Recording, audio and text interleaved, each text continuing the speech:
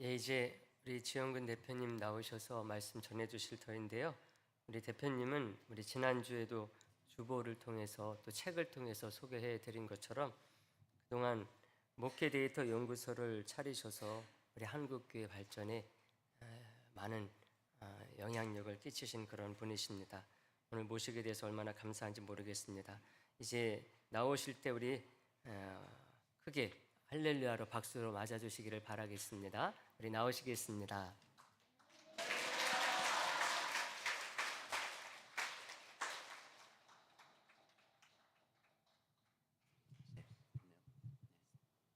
네, 제가 뒤에 화면을 좀 보면서 해야 돼서 좀 아래 내려가서 하겠습니다. 네,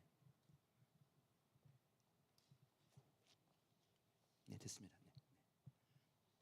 네, 네 됐습니다. 네, 방금 목사님 소개해 주신 대로 저는 목회 데이터 연구소를 운영하고 있고요. 화면 좀 열어주시겠습니까? 제가 좀 보면서 하겠습니다. 네, 저 연구소 잠깐 설명을 좀 드리면 더 나은 정보가 더 나은 세상을 만든다 이런 모토로 해서 2019년도에 시작을 하게 됐어요. 저희 연구소가 하는 일은 뭐냐면 그 한국계 목회자들한테 그 기독교 통계하고 그다음에 이제 사회 통계를 계속해서 보내드리는 그런 역할을 좀 하고 있습니다. 근데 제가 요 위에 서서 봐도 될 것 같습니다. 네, 네, 네, 네, 네, 봐도 될 것 같아요. 네,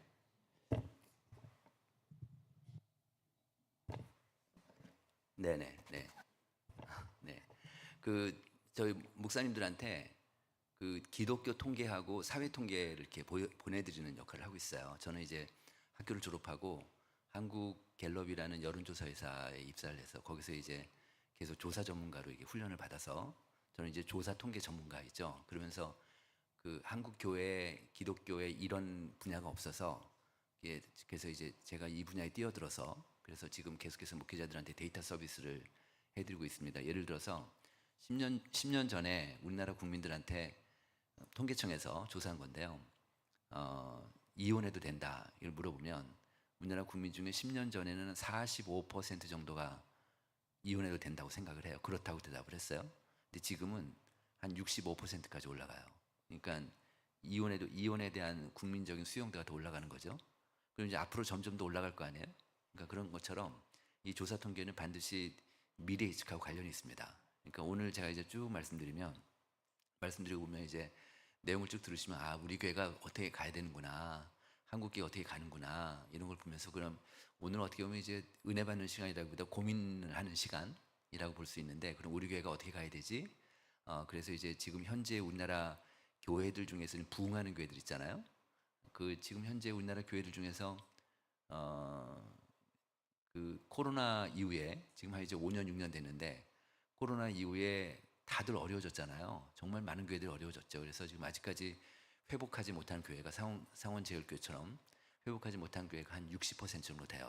10개 교회 중에 6개 정도는 아직 회복을 못했고 그다음에 30% 정도는 회복을 했어요. 그리고 오히려 성장한 교회들 코로나 전보다 오히려 교인 수가 더 늘고 더 아주 활기차게 성장한 교회들도 있겠죠. 예, 부흥하는 교회들이 있어요. 그 부흥하는 교회들이 한 10% 정도 됩니다. 10개 교회 중에 1개 교회는 성장하고 있어요. 그래서 제가 오늘 말씀드리고 싶은 거는 그 성장하는 교회가 어떤 교회인지 어떤 특징이 있는지를 좀 제가 말씀드릴 거예요. 그러면 우리 상원제일교회가 좀 어떻게 가야 될지에 대한 것들을 아마 좀 그림을 그리실 수 있지 않을까 이런 생각이 듭니다. 그래서 그 말씀 좀 해드리겠습니다. 자, 그냥 보겠습니다. 이제 먼저 우리나라 전체 주요 그 한국 교회가 어떻게 움직이고 있는 주요 지표들 좀 추적해 보면 이거 보시면 지금 어른들 같은 경우는 어른 예배 같은 경우는 지금 현재 지금 빨간색이 올해 5월달 데이터예요. 근데 어른 예배는 91%가 회복이 됐어요. 그러니까 지금 상호제일교회는 지금 91% 아직 회복이 안 됐더라고요. 근데 전국 평균으로는 한 91%인데요. 91% 정도. 그 다음에 또 하나는 뭐냐면 지금 저희 그 기독교인들한테 지난 주일날 예배 어떻게 들었냐 물어보면 이제는 온라인 예배가 있잖아요. 그래서 온라인 예배 드리는 사람들이 전체적으로 한 10% 정도 돼요. 그러니까 90%가 회복이 됐죠. 현장 예배 오는 사람들이. 그 다음에 온라인 예배 드리는 사람들이 10% 정도 되니까 사실은 코로나 전하고 지금하고 비교하면 다 회복이 됐어요. 회복이 됐는데 근데 교회 나온 사람들은 10%가 아직 안 나온 거지. 이제 그만둔 나간 사람도 있고 또 새로 들어온 사람이 있겠지만 서로 플러스 마이너스 하면 아직까지 10%가 아직 부족하다. 그러니까 목회 입장에서 보면 목사님 입장에서 보면 아직까지 교회가 교인 수가 이제 예전보다 더 안 온 거죠. 그런데 문제는 뭐냐면 저 오른쪽 그래프를 보시면 교회 학교예요. 주일 학교예요. 주일 학교 회복도가 올해 5월달, 6월달 데이터가 어떻게 되냐면 74%가 회복이 됐어요. 그러니까 어른들은 한 90%가 전국 평균이 회복이 됐는데 아이들은 그만큼 회복이 안 된 거예요. 지금 상원주일학교도 비슷하죠. 아이들이 그만큼 회복이 안 되는데 이거 왜 그럴까요? 왜 회복이 안 될까요? 어른들은 회복이 되는데 아이들이 회복이 왜 안 될까요? 이걸 가만히 생각해 보면 그들의 부모하고 연관이 있어요. 그들의 부모하고. 지금은 이제 가족 종교화 시대라고 그래요. 지금은요. 제가 지금은 부모가 교회 다니면 애들도 교회 다니고 부모가 교회 안 다니면 애들도 교회 안 다니는 시대가 됐어요. 그리고 부모가 신앙이 좋으면 애들도 신앙이 좋고 부모가 신앙이 안 좋으면 애들도 신앙이 안 좋아요. 이런 시대가 된 거예요. 저는 이제 한 교회만 계속 어릴 때부터 다녔는데 제가 어릴 때 중고등부 다닐 때 그때는 저희 중고등부가 한 200명 정도 됐어요. 근데 어른들은 100명밖에 안 됐을 때거든요. 그러니까 교회 학교가 부흥한다고 해서 어른이 부흥하지 않아요. 근데 지금 시대는 교회 학교가 부흥하면 어른들이 부흥하게 되는 거예요. 그러니까 그래서 모든 교회들이, 모든 목사님들이, 모든 교회 리더들이 지금 우리 교회 주일학교를 어떻게 성장시킬까 정말 아주 고민거리예요. 고민거리. 그러니까 그 아이들이 워낙 안 오니까. 그런데 저걸 보시면 어른들은 90%인데 아이들은 74%밖에 회복이 안 됐으니까 저게 무슨 뜻이냐면 그들의 부모가 교회를 떠난 거예요. 그들의 부모가. 그러니까 부모가 교회를 이탈하고 지금 현재 보면은 저 주일학교 아이들의 부모들이 주로 연령대가 어떻게 됩니까? 30, 40 세대들이죠. 30대, 40대요. 소위 그 30, 40들인데 30, 40 세대들이 코로나 이후에 교회를 떠난 친구들이 한 30% 정도 돼요. 그 정도로 많이 떠나니까 교회를 떠나니까 애들도 같이 떠나는 거죠. 말하자면 이런 현상이 벌어지는 거예요. 그래서 지금은 교회 학교, 주일 학교를 성장시키기 위해서는 반드시 그들의 부모를 잡지 않으면 안 된다. 그러니까 우리 교회가 주일 학교가 안 된다 그러는 거예요. 그 얘기는 뭐냐면 그들의 부모 세대는 상궁사궁을 우리가 못 하고 있다는 거예요. 말하자면 그 얘기예요. 그러니까 그러면 보세요. 자, 그들의 지금 우리 교회도 마찬가지인데 상궁사궁들이 많이 없죠, 그죠? 많이 없어요. 그러니까 주일 학교도 많이 없는 거죠, 아이들이. 그러면 보세요. 주일 학교 아이들을 집중적으로 키워서 교육을 잘 시켜서 교사 훈련시켜서 주일 학교 아이들을 집중적으로 훈련시키면은 상궁사궁들이 늘어날까요?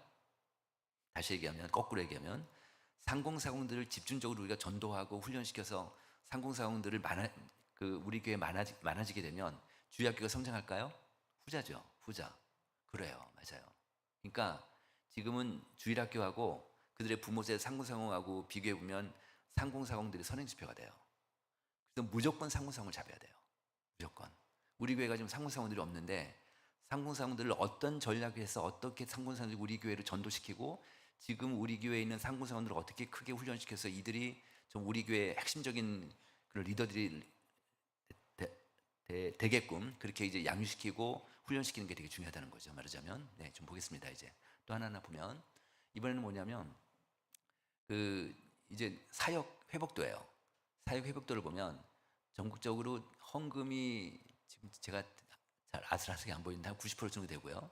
그다음 소그룹 그다음에 성경 공부, 전도 선교, 그다음에 지역사회 봉사하는 거, 그다음에 새신자 등록 이게 다 지금 80%가 안 되죠. 빨간색이 올해 데이터요.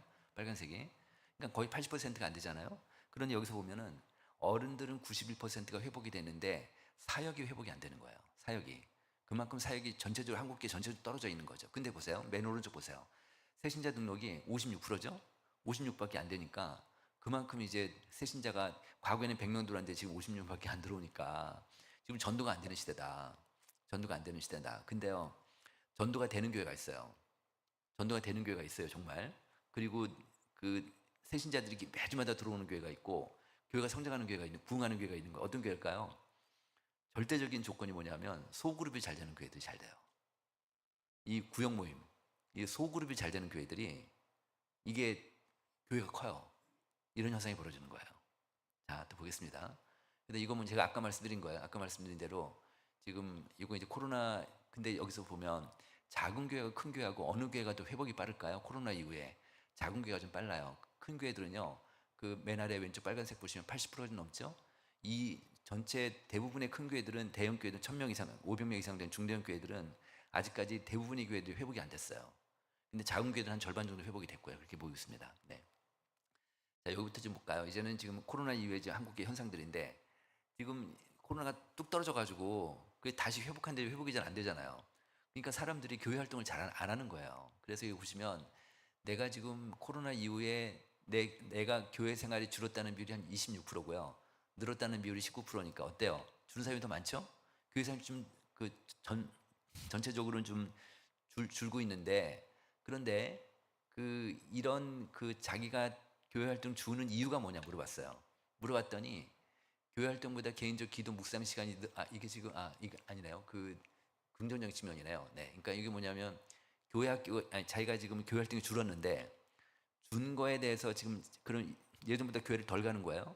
그거에 대한 긍정적인 게 뭐냐 물어봤어요. 긍정적인 게 뭐냐 물어봤더니 교회 활동보다 개인적 기도나 묵상 시간이 늘어났다는 거예요. 이게 되게 특이하지 않아요? 그러니까 옛날에는 지금 아마 여러분들 비슷하실 수 있어요. 우리는 오로지 이게 사람들이 그래요. 이 한국 교인들을 얘기할 때 교회 들어올 때 신는 신발하고 나갈 때 신는 신발이 다르대요. 이런 말 들어보셨어요? 교회 들어와서는 그렇게 사랑하고 배려하고 친절하고 양보하고 이렇게 살다가 교회 밖에만 나가면 일반 사람과 똑같아지는 거죠. 말하자면 별로 사랑도 안 하고 맨날 싸우고 이런다는 거예요. 말하자면 그러니까 우리나라 교인들, 한국 교인들은 교회 안에서 신앙생활이 다예요. 어떻게 보면 예를 들어서 주일학교 교사들이 있잖아요. 주일학교 교사들 중에서 주일날 교사를 많이 봉사를 해요. 월요일날 회사 출근해요. 그 중에서 자기가 크리스찬이라는 거를 회사에 얘기 안 하는 친구들이 절반이 넘어요. 그래요? 그 다음에 또 하나는 뭐냐면 이제 가정에서 지금 부모들 아이들이 있어요. 내가 교회 다니는데 집에서 애들 신앙교육 시킬 줄 모르는 부모가 한 60% 돼요. 절반이 넘어요. 그리고 실제로 집에서 신앙교육 시키고 있는 부모는 5%밖에 안 돼요. 전국적으로. 그 정도로 가정에서 신앙이 별로 없죠. 그러니까 교인들도 일터에서 어떤 신앙생활을 한다. 그게 별로 없어요. 말하자면 그렇게 되니까 그런데 오로지 신앙생활 자체가 교회예요. 교회 생활하는 게 다인데 근데 지금 이제 어떻게 바뀌냐면 사람들이 신앙생활을 안 하는데 교회 생활 안 하는 대신에 집에서 자기 혼자 신앙생활을 하기 시작하는 거예요. 그래서 교회 활동보다 개인적 기도나 묵상 시간이 이제 늘어났다는 건 이게 뭘까요? 말하자면 영성이 이제는 개인주의가 들어와서 이제는 교회 중심이 아니라 개인화가 되는 거예요. 영성이. 이게 가장 큰 도구가 뭘까? 유튜브예요. 유튜브를 통해서 이제 알아서 아마 여기 오신 분들은 거의 유튜브 하시죠? 유튜브를 통해서 우리 교인들이 뭘 보냐 하면은 찬양을 듣고 설교를 들어요. 유튜브를 통해서. 지금 우리나라 전체 교인들 중에서 교회 다니는 사람 중에서 매일 일주일에 한 번 이상 기독교 컨텐츠 보는 사람들이 기독교 유튜브 보는 사람들이 80%가 넘어요. 근데 1시간 이상 보는 사람이 절반 가까이 되거든요. 이 정도 유튜브 속에 다 있단 말이에요. 그러다 보니까 자기 혼자 신앙생활 하는 사람들이 많이 늘어나는 거죠. 그러니까 전국적으로 교회에 안 나오는 거예요, 사람들이. 그 신앙도 떨어지게 되고 이렇게 되는 거죠, 말하자면. 이렇게 되는데 그래서 보세요.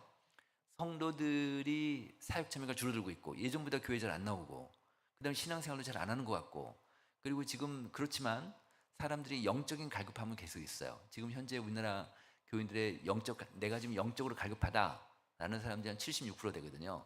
영적인 갈급한 사람들이 있는 거예요. 그리고 그러니까 이렇게 영적인 갈급함이 쭉 있고 그다음에 지금 아까 좀 전에 영성이 개인화된다. 이제 자기 신앙생활을 이제 교회 중심으로 하지만 이제는 혼자도 신앙생활 하는 거지. 혼자도. 그러니까 저희 어머니 같으면은 저희 어머니가 지금 80대 후반이시거든요. 근데 어머니 이제 지금 혼자 사시는데 하루 종일 그냥 오디오 바이블 성경 읽기 있잖아요. 그거 틀어놓고 계세요. 그러니까 어머니는 혼자 신앙생활 하시는 거예요. 그것처럼 이제 많은 사람들이 이제 혼자 신앙생활 하게 되는데 이런 영성의 개인화, 이건 교회 중심이 아니라 다 개인적으로 신앙생활하는 이런 분위기에서 그런 교회가 해야 할 사역 전략이 뭐냐? 바로 심플 처치라고 저희가 했던 거예요. 이게 뭐냐면 이제 저희가 한국계 트렌드라는 책을 내면서 저희 연구소 많이 알려지게 됐는데 저희가 이제 매년마다 내고 있어요. 저 책 이번에 이제 나온 책이 한국계 트렌드 2016인데 저기 첫 번째 주제가 심플 처치인데요. 이 심플 처치가 뭐냐면 심플 단순함이잖아요. 그러니까 복잡함은 사람들에게 혼란을 주는데 단순함은 사람들한테 집중하게 만든다는 거예요. 그 구약 시대에 그렇게 많은 율법들, 수백 가지 그 율법들이 있었는데 예수님이 오셔서 예수님의 율법을 몇 개로 주셨어요? 2개로 주셨죠. 예수님의 3계명, 하나님 사랑하는 거 이웃 사랑하고 완전히 다른 차원의 계명으로 율법을 2개로 딱 압축시켜 버린 거예요. 이게 말하자면 심플 처치라는 거예요. 예를 들면 또 하나 있어요. 저는 우리 상원제일교회도 한번 이걸 한번 좀 고민해 보실 필요가 있는데, 그 누가복음 말씀해 보면 예수님 일행이 마리아, 마르다, 나사로 이 삼남매가 사는 베다니 집에 방문을 하세요. 그러니까 손님들이 오니까 그 집에 큰언니인 마르다가 부엌에서 일을 하고 있고, 자기 여동생인 마리아는 예수님 발밑에서 예수님 말씀 듣고 있으니까 언니가 일하다 말고 열받아가지고 예수님께 항의를 해요. 나 힘든데 쟤도 내 옆에서 일하게 해달라고 얘기를 하죠. 그러니까 예수님 하신 말씀이 있어요. 마르다야 마르다야, 네가 많은 일로 염려하고 근심하지만 몇 가지만 하든지 혹 한 가지만이라도 족하다. 마리아는 이 좋은 편을 택했다. 이 말씀하신단 말이에요. 자, 여기서 예수님 말씀하실 때 몇 가지만 하든지 혹 한 가지만이라도, 이게 현대어로 번역하면 뭘까요? 선택과 집중해요. 그죠? 우리 교회는 아주 뭐 우리나라 한국 큰 교회는 아니에요. 그죠? 큰 교회는 아닌데, 그 지금 요 한 100명에서 200명 사이 요 정도 교회가 제일 위험하긴 해요. 그러니까 올라가든지 내려가든지 할 거예요. 앞으로 우리 교회가 상원제일교회가 5년 뒤에 올라가든지 내려가든지 할 거고, 이 상태로 계속 있지는 않으실 거예요. 이게 요즘 중소형 교회들, 그러니까 중형교회에서 소형교회로 가는 요 교회들 특징이에요. 점점 더 이 교회들 그러니까 요 사이즈가 줄어들거든요. 그러니까 내려가든지 올라가든지 하실 거예요. 자, 우리는 그걸 어디로 갈 거냐고 고민하셔야 되는 거죠. 말하자면 그런 거예요. 그런 측면에서 보면, 그러니까 우리가 지금 이런, 특히 이제 우리 교회 같은 경우는 노인분들이 많으세요. 그러니까 연세 많으신 분들이 많으시니까 교회에 사역할 수 있는 사람들이 되게 한정적이에요. 30대, 40대, 그죠? 이들한테 많이 몰려 있어요. 한 50대까지도 많이 몰려 있으니까 너무너무 일이 많으니까 피로감에 늘 찢어 있어요. 그러니까 늘 힘들어하는 거죠. 말하자면 요런 게 선택과 집중해서 어긋나는 거예요. 말하자면. 그래서 그럼 어떻게 하느냐? 어떤 교회는요, 소그룹이 잘하는 교회가 있어요. 소그룹이 잘하는 교회 있는데 모든 교회 핵심 인력들은 다 성가대를 하세요. 그러거든요. 성가대 없애버렸어요. 그 교회는. 없애버리고 어떻게 했냐면 소그룹 단위별로 소그룹 몇 개 묶어서 중그룹, 만약에 1교구 2국이다, 그 1교구 2교구다 그러면 교구 단위 중그룹별로 주일날 성가대 시간에 특성을 해요. 그런 교회도 있어요. 그렇게 하면서 이제 성가대원들의 그걸 덜어주는 거지, 말하자면. 그런 교회도 있어요, 말하자면. 그래서 지금 실제로 코로나 이후에 성가대를 없앤 교회가 한 10%쯤 돼요. 그렇게 많이 있습니다. 네, 그렇게 돼 있어요. 자, 그래서 제가 지금 심플 처치 하는 몇 가지 말씀드리면, 지금 교회 행사나 사역을 좀 줄이고 몇 가지 사역에 선택과 집중하는 게 어떠냐 그랬을 때, 목사님들은 72%가 찬성을 하세요. 86% 찬성을 하시고 성도들은 72% 찬성을 하세요. 대체로 거의 다가 이제 대부분이 그 선택과 집중, 교회 사역을 줄이고 줄이는 거에 목적이 아니라 집중하는 거지. 거기에 집중하는 거에 되게 중요하다. 이거를 찬성하는 비율이 굉장히 높잖아요. 그럼 여기 보세요. 적극 찬성하는 비율 보세요. 오른쪽에 목사님이 34%고 성도가 22%예요. 한 10% 이상 차이 나죠. 그리고 전체적으로 봐도 80대 70이니까 목사님이 더 찬성 비율이 높아요. 왜 그럴까요? 목사님이 힘드셔서 그래요. 목사님 이거 다 하려니까 너무 힘드시니까 그게 줄이고 싶으신 거예요. 네. 자, 그래서 또 볼까요? 그럼 이 심플 처치 뭐냐? 그러니까 이게 단순화시키는 건데, 그러니까 어느 한 사역에 집중하는 거네. 제가 그 몇 주 전에 일산에 한 5천 명 되는 교회 당회원들 교육을 했어요. 당회원들 앞에서 이제 강의를 하고 이제 계속 질의응답하면서 이제 말씀 나누는데, 그 교회는 소그룹이 잘 안 돼 있어요. 그 대신에 사역이 되게 많아요. 사역이 몇 시까지가 돼요. 각 교인들이, 그러니까 거기는 평신도 사역이 굉장히 활발한 교회예요. 막 이렇게 그냥 이렇게 교인이 한 절반, 한 7, 80%가 다 사역에 들어가 있어요. 그럼 자기 사역을 하는 거예요. 그러니까 이 교회는요, 장로님도 그렇고 이게 그냥 그 사역이 다 백화점식으로 돼 있어요. 백화점식으로. 그러다 보니까 이 교회 장로님도 그렇고 목사님도 그렇고 우리 교회가 어디로 가는지 아무도 몰라요. 도대체 어디로 가고 있는지도 몰라요. 그러지 말자. 우리 교회가 지금 어디로 가고 있는지가 분명하게 지금 방향 제시가 돼야 된다. 그러니까 목사님이야 장로님하고 전 교인이 우리 교회가 어디로 가는지가 분명하게 가슴속에 있어야 된다라는 거예요. 그러니까 우리 사막 여행자들이 옛날에 나치판이 없을 때는 뭐 보고 갔을까요? 뭘 보고 갔을까요? 별 보고 갔어요. 별. 그러니까 그 사막이라는 거는 매일마다 지형이 왔다 갔다 하니까 이거 어느 방향인지 모르니까 밤에 북극성을 보고 갔어요. 자, 그러면 우리 교회가 하나님 나라의 교회지만 우리 교회가 어느 방향으로 가고 있는지 전 교인이 집중하게 된다. 요게 선택과 집중이다. 요게 심플 처치다. 이렇게 보는 거예요. 그래서 여기 보시면 그러면 이제 이렇게 영성 생활을 이렇게 하는데, 그러니까 교인들이 이제 여기서 보시면 이 본질적인 사역에 집중하는 게 좋다. 그러니까 어디에 집중하는 게 좋겠냐 물어봤어요. 그랬더니 본질적인 사역, 그러니까 뭐 말씀이나 기도나 양육이나 뭐 이런 거에 집중하자. 그다음 또한 두 번째는 뭐냐면 소그룹이에요. 소그룹. 관계 중심의 소그룹이잖아요. 그러니까 이게 소그룹도 하나의 이제 그 소그룹도 이 본질적인 사역에 들어간다면 결국 소그룹이요. 철친 철치라고 얘기를 해요. 그러니까 교회 안에 교회. 그러니까 뭐냐면 소그룹이 만약에 우리 교회에 10개가 있다. 그러면 그 10개 하나하나가 교회인 거예요. 교회인 거예요. 그러니까 그러면 그 소그룹 리더는 그 한 그룹의 목양의 책임자가 되는 거지. 그죠? 그래서 그 사람들을 영적으로 케어하고 그 안에서 말씀이 있고 교제가 있고 봉사가 있고 교육이 있고 다 있는 거예요. 말하자면. 그러니까 그만큼 소그룹이 이제 그렇게 되니까 이게 본질적인 것이다. 이렇게 보는 거예요. 그래서 그러면 이제 이번에는 이거 이제 목사님한테 물어본 건데, 목회자들하고 성도들한테 물어본 건데, 그러면 목사님한테 물어봤어요. 그럼 성도들의 영성 생활을 이렇게 잘 유지하기 위해서 목회적 주안점이 뭐냐? 주안점이 뭐냐 물어봤더니 목사님들은 영적인 나눔을 할 수 있는 공동체가 필요한 거예요. 소그룹이 필요한 거예요. 그러니까 한국교회 리더십들은, 목회자들은요, 교인들의 영성 생활할 때 가장 중요한 도구가 뭐라고 생각하면 소그룹을 생각하는 거예요. 실제로 우리가 대예배도 드리지만, 대예배 드리면서 그 예배 드리면서 우리 영성 개발할 수 있지만, 소그룹에서 삶을 나누면서 영성 개발할 수밖에 없겠다는 거죠. 다른 건 사실은 없어요. 사실 교회에서 자기 영성 생활, 영성 개발하는 게 그렇게 많지가 않아요. 예를 들어서 저는 저희 교회도 소그룹이 잘 안 되는 교회예요. 근데 남성교회 활동을 하고 있거든요.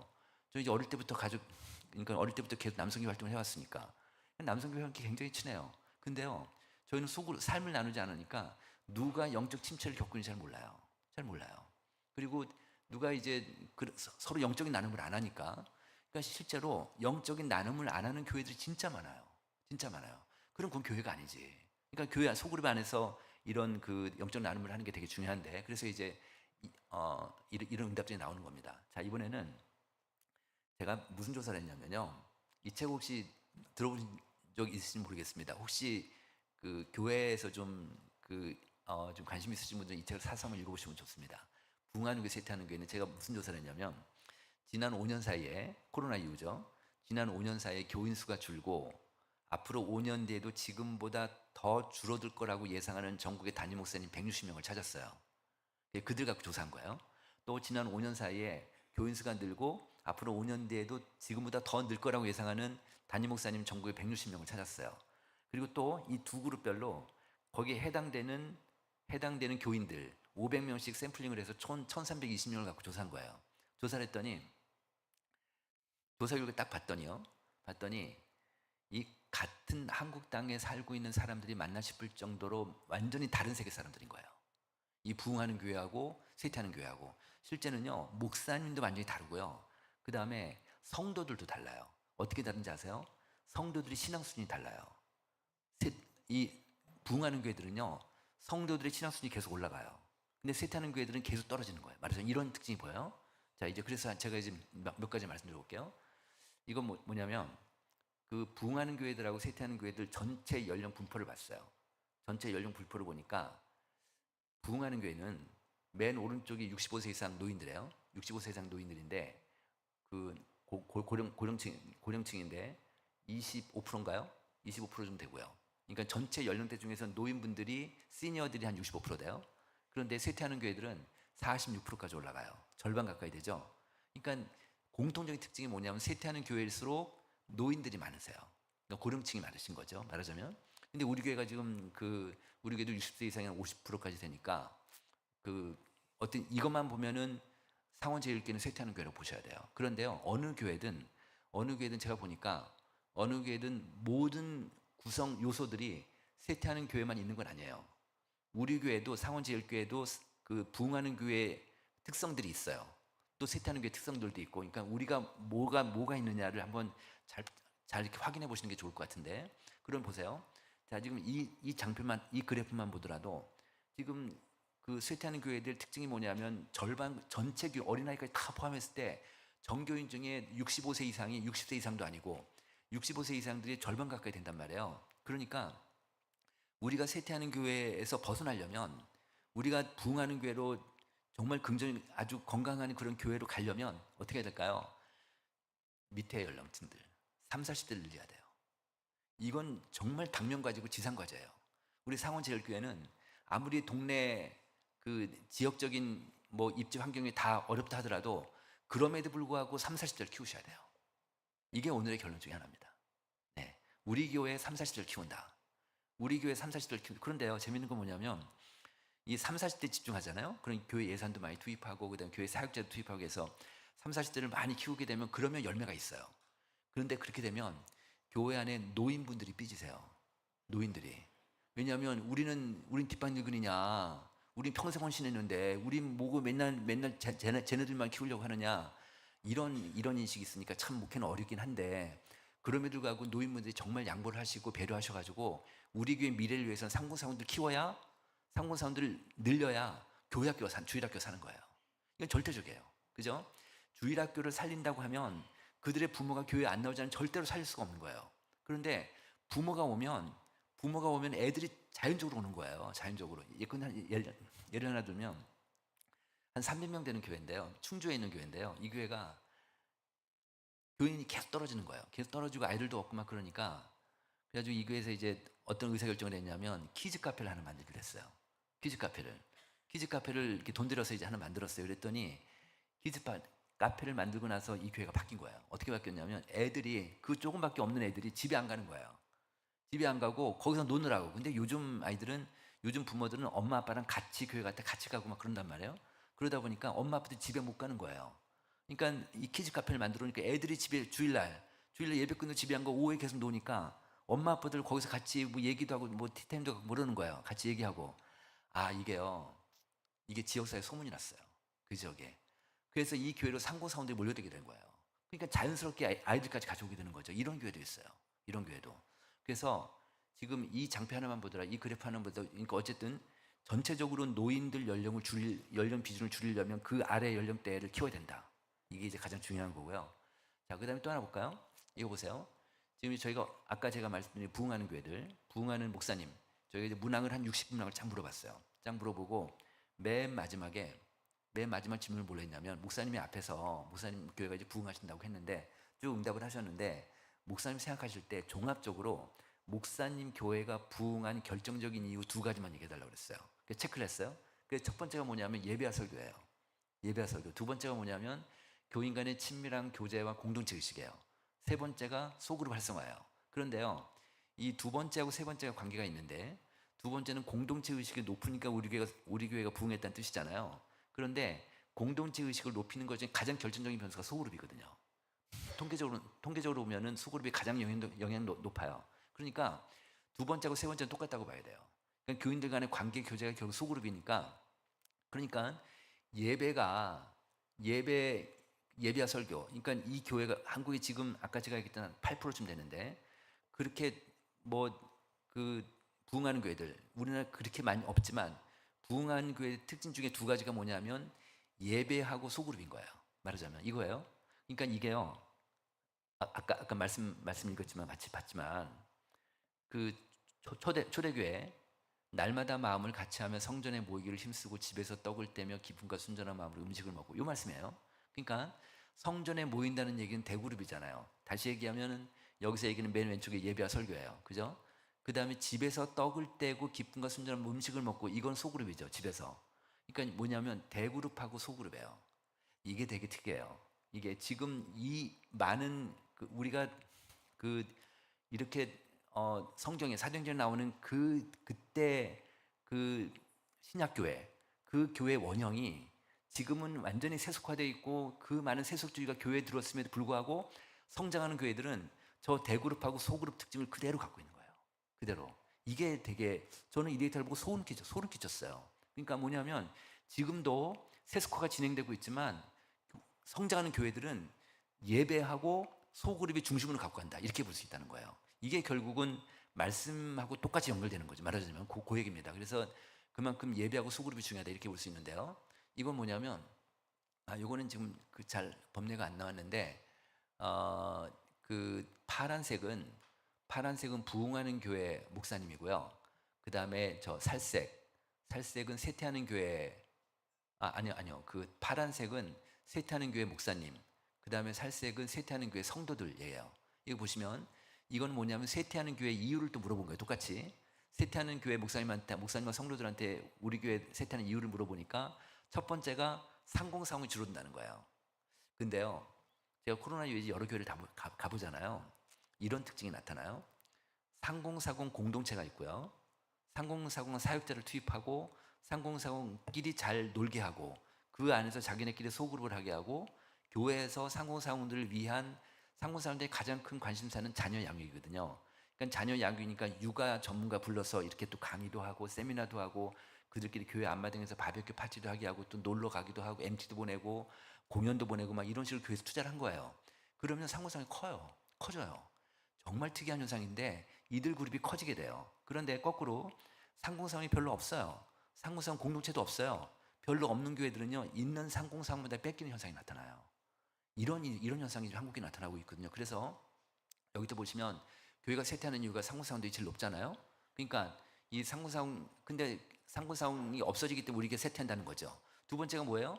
다음 세대 아이들이 없어진다는 거예요. 그러니까 근데 거의 비슷하죠, 숫자들이. 그러니까 뭐예요? 그러니까 부모하고 아이들 같이 가는 거예요. 같이 들어와도 같이 들어오고 같이 나가고 이렇게 된다는 거죠. 말하자면 이런 거예요. 그래서 그래서 이제 그만큼 중요하다는 거고, 그러니까 상공사공이 그만큼 큰 변수다라는 거고요. 맨 오른쪽 보시면은 이제 성도들은 목사님들은 그렇게 생각하지 않는데 성도들은요, 우리 교회가 시대 변화에 부응하지 못해서 우리 교회가 쇠퇴한다는 거예요. 우리 교회가. 그러니까 그만큼 이제 변화 지향적이지 않다는 거죠. 이제 그러니까 이거는 어떻게 보면은 교회 장로님이나 교회 목사님한테 교회 리더십한테 얘기하는 거죠. 말하자면 그렇게 볼 수 있고요. 자, 그다음에 이제 볼게요. 이거 뭐냐면 지금 목사님한테 물어봤어요. 목사님 교회는 소그룹이 활발합니까? 활발하지 않습니까? 이렇게 물어봤어요. 침체됐냐 물어봤어요. 그랬더니 부흥하는 교회들은 활발하다는 비율이 76%예요. 근데 죽어가는 교회들은 쇠퇴하는 교회는 61%가 침체되고 있고 활발한 29%인데요. 저게요. 저희가 조사해본 부흥하는 교회와 쇠퇴하는 교회 전체 문항 중에서 가장 결정적인 변수였어요. 저게 가장 설명력이 높은 변수였어요. 그만큼 소그룹이 중요해요. 그래서 지금 그래서 부흥하는 교회들은 거의가 소그룹을 잘 되는 교회예요. 거의가. 근데 참 재밌어요. 예배 시간에 지금 우리 그 예배 드리고 있는데 어떤 교회는요, 예배가 냉랭한 교회가 있어요. 냉랭한 교회가 있는 반면에 어떤 교회는 예배가 되게 뜨거운 교회가 있어요. 여기 차이가 있죠, 그죠? 무슨 차이일까를 보면요, 대체로 어떤 특징이 보이냐면 예배가 뜨겁고 예배 때 교인들이 하나님의 임재를 느끼는 교회가 있는데 그런 교회들의 대부분이 소그룹이 잘 되는 교회들이에요.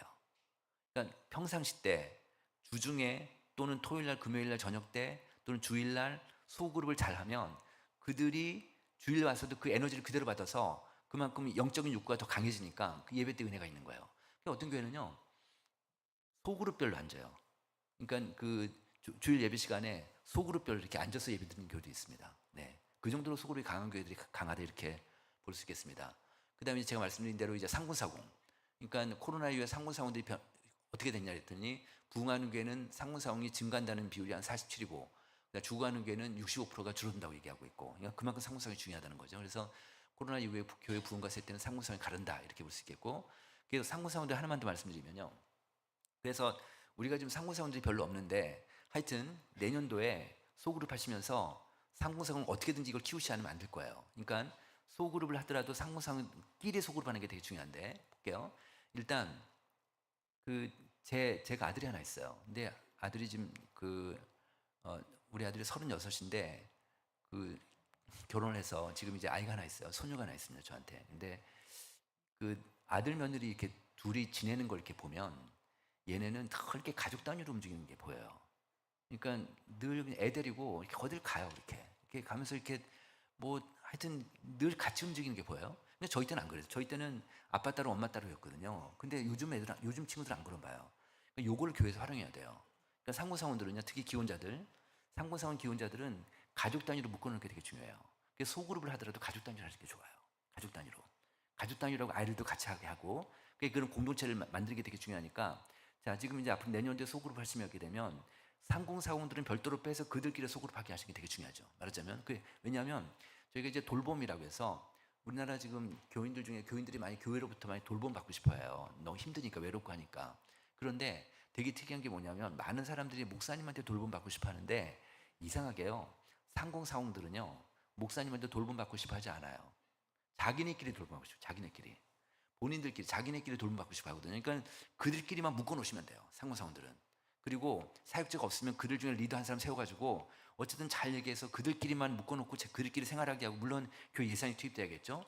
그렇게 상공사원 키울 수 있습니다. 이렇게 되고요. 그다음에 이제 여기는 뭐 이제 그렇게 큰 교회가 아니시니까 뭐 이건 그냥 넘어갈 수 있을 것 같고 그다음에 이제 그 제가 아까 다 말씀드린 거고요. 그다음에 이제 어쨌든 이들끼리 소그룹하는 게 되게 중요하다 이렇게 볼 수 있겠습니다. 네, 그 얘기 좀 말씀드리고 자 이제는 좀 구체적으로 지금까지 이제 쭉 말씀드렸고 이제 주요 지표들 말씀드렸고 상분상원 얘기했고 이제 소그룹에 대해서 몇 가지 좀 말씀드리겠습니다. 네, 소그룹 정의 한번 볼까요? 소그룹은 정해진 시간에 3명에서 12명 정도의 그리스도인들이 그리스도 안에서의 풍성한 삶의 가능성을 발견하고 성장하려는 공통의 목적을 갖고 의도적으로 얼굴을 맞대고 한 자리에 모여 삶을 나누는 모임이다. 제가 지금 아까 잠깐 목사님께 말씀드렸는데 이 소그룹 지금 이제 올해 좀 소그룹 리더들 교육받고 계시다고 말씀드렸습니다. 그래서 이제 내년부터 이제 그러니까 이번에 이제 올해 교육받으신 분들이 이제 내년도부터 이제 소그룹을 하실 텐데 소그룹 리더 지금 교육받으신 분한테 제가 이제 어느 분인지 모르지만 그분들한테 여쭤볼게요. 소그룹 하는 목적이 뭘까요? 소그룹 하는 목적이 뭘까요? 목적. 보통의 교회들한테 구역장들이죠. 소그룹 리더들이 구역장들한테 소그룹 하는 목적을 물어보면 친교 교제라고 얘기를 해요. 보통 그렇게 인식을 하고 계세요. 근데 소그룹의 진짜 목적은 뭐냐면 성장이에요. 성장. 내가 성장하고 우리 소그룹 구성원들이 성장하는 거예요. 그러려면 성장하려면 기본적으로 삶이 바뀌어야 돼요. 보세요. 예배 시간에 삶을 바뀌는 게 더 가능성이 있을까요? 아니면은 소그룹에서 삶을 바뀌는 게 더 가능성이 있을까요? 소그룹이에요. 소그룹인데 근데 우리나라 목사님들이 소그룹이 잘 안 돼요. 지금 우리나라 전체 교인 중에서 매주마다 정기적으로 소그룹 하는 분들이 한 20%밖에 안 돼요. 진짜 소그룹이 잘 안 되는데 그래서 그 소그룹이 왜 안 되냐고 물어보면 자기 얘기를 해야 되는데 남 얘기하다 끝나는 거예요. 남 얘기하고 다른 사람 비판하고 부정적인 얘기하고 이러다 끝나는 거예요. 그 다음에 무슨 뭐 이념 얘기하다 보면 나는 뭐 진보다 보수다 하게 되면 뭐 국민의힘 민주당에 싸우게 되면 그냥 그냥 다 어려워지는 거지. 말하자면 정치 얘기 안 해야 되거든요. 그죠? 그리고 또 하나는 그냥 먹고 마시다 끝나는 경우도 있고. 소그룹이 그래요. 보통의 한국계 소그룹이 다 그런데 자, 소그룹의 진짜 목적이 뭐다? 삶을 나누는 거다. 그러려면 보세요. 삶을 나누는 게 되게 중요하잖아요. 그죠? 그게 소그룹이 잘 되는 교회들은 삶을 나눠요. 근데 삶을 나누는데 조건이 하나 있어요. 뭐냐면 비밀을 잘 지켜줘야 돼요. 비밀을. 근데 한국의 소그룹들이 안 되는 이유가 비밀이 안 지켜지는 거예요. 비밀이 안 지키면 무슨 얘기냐면 자, 보세요. 지금 우리나라 그 국민들 중에서 우울증 걸린 환자들이 진단받은 사람이 100만 명이 넘거든요. 특히 20, 30대 여성들이 우울증 환자들이 되게 많아요. 그리고 우울증은까지는 아니더라도 우울감 있고 불안감 있고 불안증 있고 이런 사람이 정말 많은데 자, 근데 이제 소그룹을 들어갔어요. 소그룹에 들어갔어. 근데 이제 소그룹에서 얘기하다가 자기는 얘기 안 하려고 했는데 거기 소그룹 멤버들이 자기 얘기를 막 하니까 자기 가족 얘기도 하고 개인적인 문제 어려우니까 얘기하니까 나도 얘기해도 되나 보다 싶어가지고 자기 고민을 얘기한 거예요. 내가 우울증 걸렸다고 얘기한 거예요. 사람들이 깜짝 놀랐지. 그래가지고 이제 자기 우울증 걸렸다는 얘기하니까 그 안에서 근데 우울증 환자들이 뭐 여기저기 다 얘기하겠으면 얘기 안 할 거 아니에요. 근데 소그룹 가서 이제 어느 정도 서로 얘기가 되니까 내 고민도 얘기하고 서로 기도도 해주니까 왜냐면요 소그룹에서 깊은 기도를 해주는 사람은 절대로 그 소그룹을 안 떠난다는 얘기가 있거든요. 안 떠나거든요. 그러니까 깊은 기도하는 게 되게 중요하죠. 그래서 소그룹을 했어. 근데 그렇게 이제 얘기하고 서로 고민도 서로 위로도 해주고 또 기도도 해주고 뭐 이렇게 한 거예요. 몇 줄이 있다가 다른 우리 소그룹 멤버가 아닌데 다른 교인이 저보고 집사님 저기 우울증 걸렸다며요. 이래보면 어떻게 돼요? 그럼 다 끝장나는 거예요. 그러면 여기서 어쨌든 우리 멤버 누가 한 사람이 얘기를 한 거잖아요. 그죠? 누가 얘기를 한 거잖아요. 그렇게 되면 자기 얘기를 절대 안 하게 돼 있어요. 자기 얘기를 안 해요. 그렇게 삶을 나누는 게 아니죠. 그래서 소그룹의 가장 기본이 뭐냐? 비밀을 지키는 게 가장 중요해요. 자, 보세요. 우리가 보통 한국 교인들이 소그룹을 해요. 얼마나 얘기할까요? 자기 얘기를 1, 2, 3 정도 얘기할까요? 5도 얘기 못해요. 5도 얘기 못해요. 그게 5, 6, 7 정도까지 얘기를 하면 그러면 자기 있는 걸 다 얘기하게 되면 그만큼 이제 그러면 서로 치유가, 그러니까 그래서 이 소그룹이 한 7, 8까지 얘기를 하게 되면 서로 치유가 일어나요. 치유가. 네. 그러니까 이런 게 소그룹이다. 이렇게 보실 수 있겠습니다. 그래서 삶을 나누는 거다. 그러려면 이렇게, 그리고 또 하나 뭐냐면 이제 가장 중요한 거는 소그룹 모임 시간이에요. 소그룹 모임 시간이 보통 한국 교회가 지금 모임 시간이 평균 몇 분이냐면 50분이에요. 50분. 50분 정도 돼요. 근데 우리 소그룹 멤버가 8명이에요.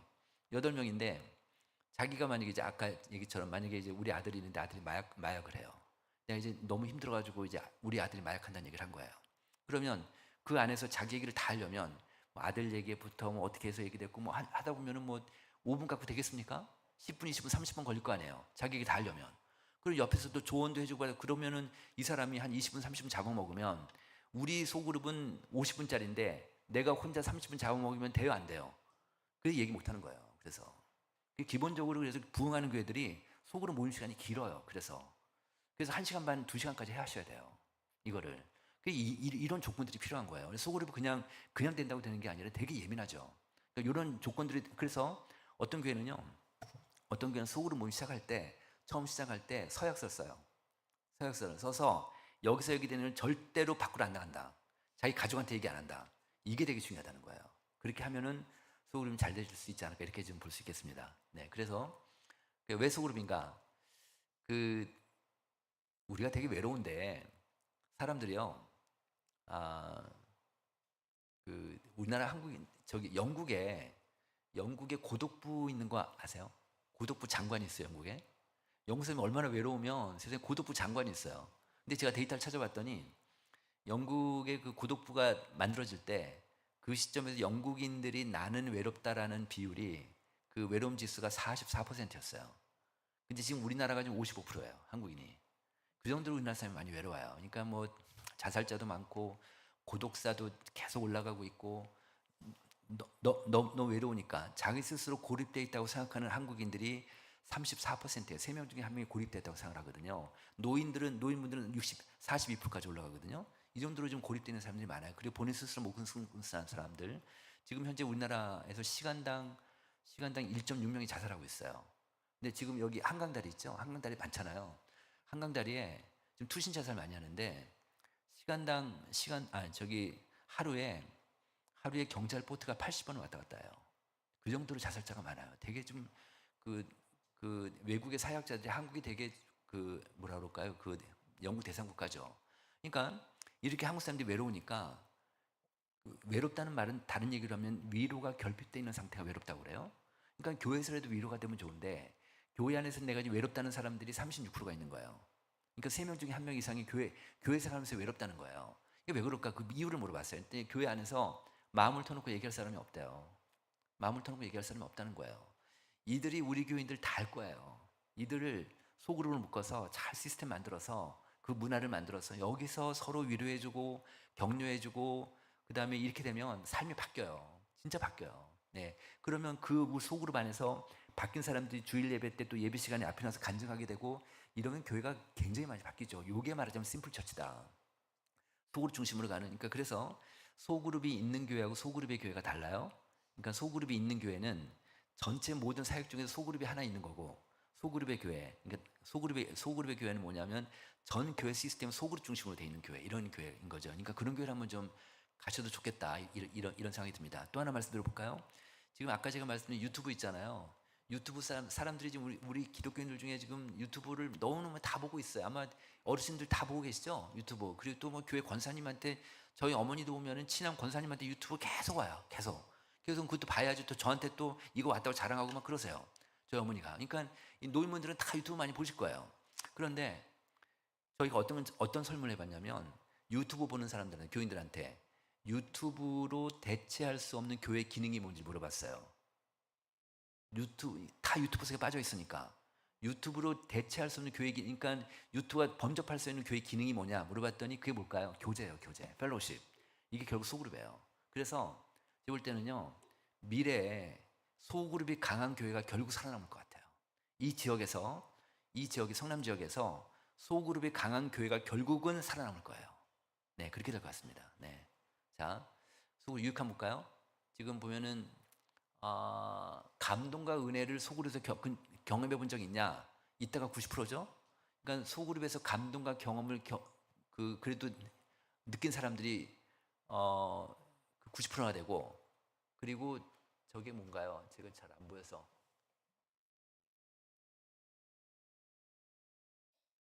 언제 경험해봤냐? 언제 경험해봤냐니까 소그룹 삶을 나눌 때.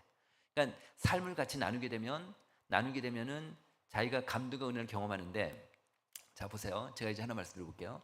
한국인들의 최근 트렌드를 보면 한국인들은 인간관계를 줄이고 싶어해요. 그 많은 인간관계를 다 너무 이제 나가기도 싫고 뭐 얘기하기도 싫고, 그래서 동호회나 동창회 같은 게 잘 안 돼요. 동창회 같은 게 잘 안 되거든요. 그러니까 모임이 많으니까 모임을 줄이고 싶어요. 그리고 또 하나는 그 대신에 소수의 몇 사람하고만 친하고 지내고 싶어 하거든요. 그러니까 대체적으로 느슨한 인간관계를 좋아해요. 그러니까 소그룹을 안 하는 사람들 있잖아요. 글로 들어가면 자기 얘기를 하는 게 부담스러운 거예요. 그래서 안 가려고 그래요.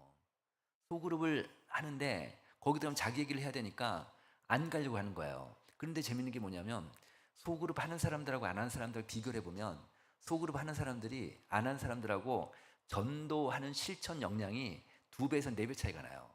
그러니까 교회에서 전도하는 사람은 다 소그룹 하는 사람들이에요. 그래서 그러니까 우리 상원제일교회가 소그룹만 잘 되는 교회다 그러면 이 교회는 뭐 그냥 커요. 그냥 크는데 저 볼까요? 한번 볼까요? 여기서요. 아까 제가 말씀 안 드린 게 있는데 이거 하나 말씀드릴게요. 이거 보세요. 아까 그 부흥하는 게 특징이요.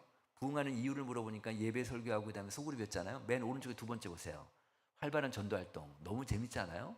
세상에 교회가 부흥하는데 전도는 꼴찌예요. 꼴찌. 되게 역설적이에요.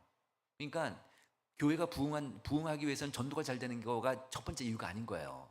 그 교회 소그룹이 잘 되고 예배가 잘 되면, 예배에 집중하게 되면 그 교회는 알아서 전도가 되는 거예요. 알아서 그렇게 된다는 거죠. 말하자면 그 얘기고요. 네, 그래서 그다음 또 아까 이건 제가 말씀드린 거고, 소그룹 하나님의 임재를 경험하는 비율이 소그룹 하는 사람들이 거의 2배 가까이 높다 이렇게 볼 수 있습니다. 그런 거고요. 그다음에 제가 또 말씀드린 거고요. 그러니까 전도도 여기서는 좀 두 배 정도 차이가 나고 있습니다. 소그룹 하는 사람들이 전도를 잘해요. 네, 그렇게 되고 있고요. 어떤 교회는 이런 교회도 있어요. 그 소그룹 하잖아요. 소그룹 리더 앉아 있잖아요. 오른쪽 자리를 비워놔요. 오른쪽 자리를 비워놓거든요. 그 자리는 그 자리는 누구 자리일까요? 그 자리는 새신자 자리예요. 새신자. 그러니까 이 교회는 거의 대부분 교회가 거의 모든 성도들이 소그룹을 하고 있는데, 그러니까 성도들이요 주중에 이 자리를 누굴 채울까 고민하는 거예요. 전도를 안 할래 안 할 수가 없어요. 네, 그런 교회도 있습니다.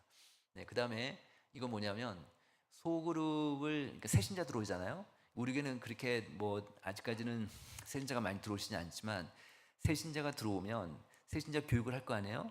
교육하고 나서 이제 저희가 한번 지난 3년 사이에 교회 처음 오신 분들, 새신자 온 사람들 조사를 해봤어요. 새신자 조사를 해봤더니 새신자 생활을 하면서 교회 예배만 드리고 교회 활동 아무것도 안 하는 사람들이 한 절반 정도 돼요. 한 절반 정도 되는데, 그런데 절반 정도 되는 사람들이 소그룹에 들어가잖아요. 그러니까 새신자가 와서 소그룹에 들어가면 교회 정착률이 90%쯤 되는 거예요. 말하자면 그렇게 높습니다. 그 얘기고요. 그래서 부흥하는 교회들 소그룹 특징을 보니까 소그룹에서 깊은 이야기를 안 한다. 그 다음에 이제 교제가 있어야겠죠. 보통 많은 교회들이 목사님 설교 메시지를 갖고 그날 그 주의 설교 메시지를 갖고 소그룹을 해요. 그래서 이제 목사님 설교에 대한 것들 한번 같이 살펴보고 그 다음에 질문들 몇 개 해서 서로 삶을 나누는 질문을 갖고 하게 됩니다. 그렇게 이제 소그룹을 좀 하고 있고요. 지금 실제로 코로나 이후에 주일 오후 예배를 없앤 교회가 13% 정도 돼요. 그러니까 6개 교회 중에 하나 정도 되는데요. 7개 중에 하나 정도 되는 거죠. 근데 그런 교회가 그런 소그룹을 그러니까 주일 예배 없애고 아무것도 안 하는 게 아니라 그 시간에 소그룹을 하는 거예요. 그러니까 주일 오후에, 그러니까 그렇게 교회 오후 때 안 나오던 사람들이 어느 정도 나와가지고 다 나와서 소그룹을 하니까 교회가 어느 정도 에너지가 올라가는 거예요. 이게 말하면 심플 처치다 이렇게 볼 수 있겠습니다. 그 다음에 아래에서 2번째 보세요. 리더 교육인데요. 리더 교육 시스템을 좀 갖추고 있다. 그러니까 리더 교육이 굉장히 중요하다. 그러니까 소그룹을 리더니까 리더 교육이 되게 중요하다는, 그러니까 그렇게 볼 수 있겠습니다. 네. 자, 그 다음에 이제 소그룹 특징 좀 볼까요? 보시면 소그룹에서 교회에서 가장 가까운 사람이 누구냐 그랬더니 소그룹 구성원들이에요. 그러니까 아무래도 친한 사람들은 소그룹 하는 사람들이죠. 그죠? 아무래도. 그러니까 소그룹 안 하면 별로 친한 사람이 이렇게 많지 않겠지만, 물론 사역 같이 하는 사람이 친하겠지만, 소그룹 딱 들어가면 소그룹 사람이 제일 친하죠. 제일 친하죠. 네, 이렇게 되고 있습니다. 그러니까 소그룹 하는 사람이 여행도 가고 같이 식사도 하고 이렇게 되는데, 그다음 이건 뭐냐면 고립도인데요. 고립도인데 이거는 소그룹 하는 사람들이 잠시만요. 제가 잘 안 보여서 그런데 보겠습니다. 어려움 발생했을 때 교회 누구한테 요청하냐 했을 때 소그룹 하는 사람이 제일 높아요. 그죠? 그러니까 몸이 아파서 집안일을 부탁할 때나 그다음 우울할 때 이야기 상대가 필요할 경우 누구한테 부탁하냐 그랬을 때 아무래도 소그룹 하는 사람 맨그 왼쪽 그림입니다. 그 소그룹 구성원. 그러니까 그 비율이 제일 높잖아요. 그러니까 아무래도 자기 힘들 때 소그룹 하는 사람이 제일 얘기를 많이 하게 되겠죠. 근데 또 하나는 뭐냐면 오른쪽 그 빨간 박스를 보시면 그 소그룹에서 하는 내용이 이건 소그룹이 잘 되는 교회들. 소그룹 잘 되는 교회들의 주된 내용이 뭐냐면 삶을 나누는 것이다. 이렇게 볼 수 있겠습니다. 그러니까 서로 그냥 주변 잡기 교회 얘기 안 하고 교회 얘기 안 하고 자기 삶 나누는 거. 그러니까 만약 내년부터 소그룹 하시면요. 소그룹 리더분들께서는요. 반드시 이걸 지켜주셔야 돼요. 뭐냐면 자기 얘기하기다. 자기 얘기하기. 남 얘기하기 아니다. 그러니까 기본적인 가이드라인이 필요해요. 그런 게 필요한데 그 기본적인 그 기준이 필요한데 자기 얘기하기 중심이고, 그러니까 남 얘기하기 않기, 교회 얘기하지 않기, 그리고 부정적인 얘기하지 않기, 정치 얘기 안 하기, 요런 기준을 정하셔야 돼요. 이거를 계속해서 전 교회적으로 그런 인식을 시켜주는 게 되게 중요하겠다는 거죠. 그래서 이거 보시면은 빨간색은 소그룹 하는 사람들이고 안 하는 사람들이 비활동자인데 그 교인 가족과 식사하는 비율도 소그룹 활동자가 높죠. 그다음 교인 가족과 여행하는 것도 높고, 그다음에 교인과 취미 문화 활동하는 것도 좀 높고, 그다음에 사회 활동하는 것도 높습니다. 그리고 또 하나 있습니다. 이게요, 그 소그룹 하는 사람들이 소그룹 하는 분들끼리 사회봉사를 하고 싶어요.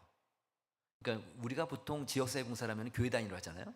그거 말고 소그룹이 만약 우리 교회 10개가 있어요. 그러면 각 단위별로 사회봉사를 시키는 거예요. 사회봉사로.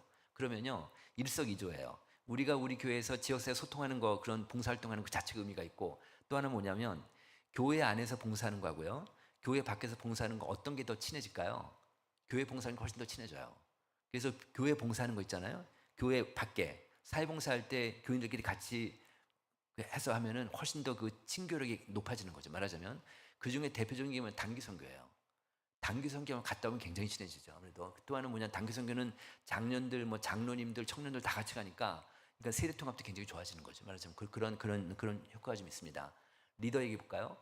그 소그룹 강화를 하는데 필요 요건이 뭐냐? 그랬더니 리더 양성을 위한 교육이 필요하다, 훈련이 필요하다. 이거면 반드시인 거죠. 이거를 정기적으로 리더 훈련하는 게 되게 중요할 텐데, 근데 이거 한번 보세요. 이건 뭐냐면 소그룹 하는 사람들, 소그룹 구성원들한테 물어본 거예요.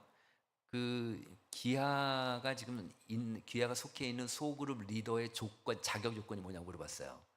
뭐가 필요하니? 그러니까 리더의 자질이 뭐냐고 이렇게 물어봤더니, 가장 중요한 자질이 뭐냐 물어봤더니, 오른쪽에서 빨간색 보세요. 오른쪽에 두 번째, 세 번째.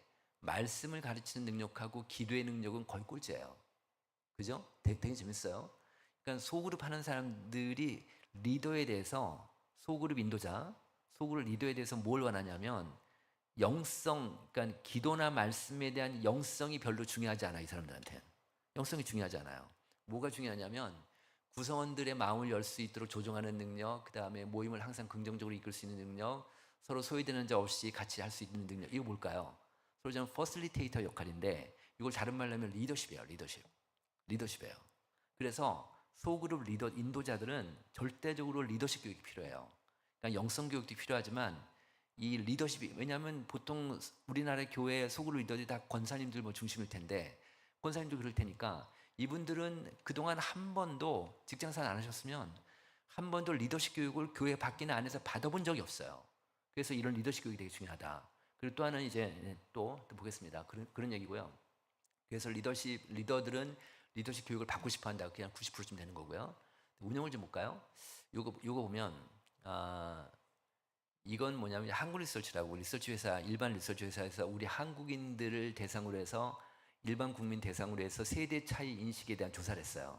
이게 뭐냐면 이렇게 물었어요. 주관식으로 물었는데 우리나라 국민들한테 귀하는 귀하보다 몇 살 위면 세대 차이를 느낍니까? 물어봤어요. 그랬더니 평균 맨 왼쪽 보시면 6살 나왔어요. 그 다음에 귀하는 귀하보다 몇 살 아래면 세대 차이를 느낍니까? 물어봤더니 또 6살 나왔어요. 그러니까 플러스 마이너스 6살, 12살이에요. 우리가 보통 한 세대 그러면 몇 살이죠? 30년이에요. 근데 한국인의 인식은 12살.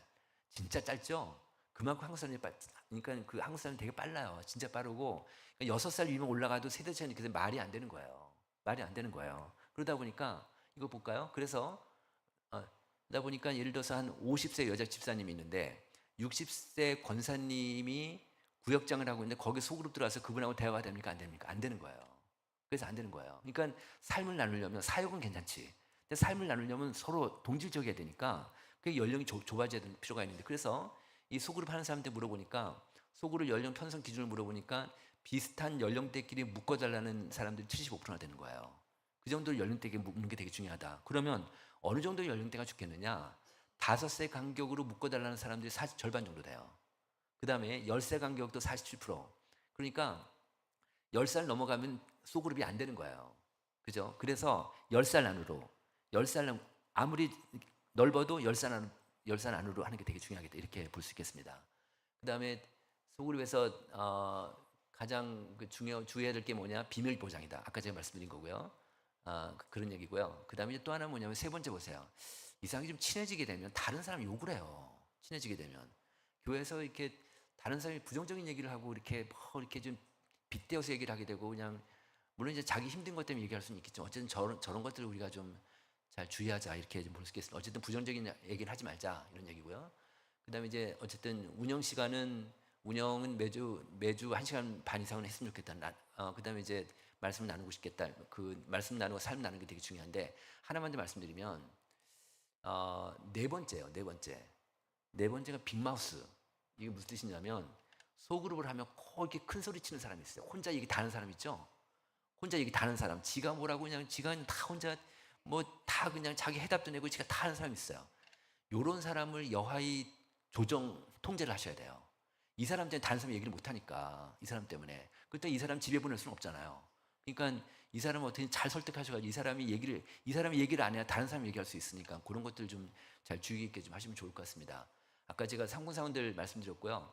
이 30대 40대는요. 지금 우리나라 사람들이 집을 문을 안 열어줘요. 그죠? 집을 문을 안 열어줘요. 그러니까 지금 목사님도 신방을 잘 못 하실 거예요.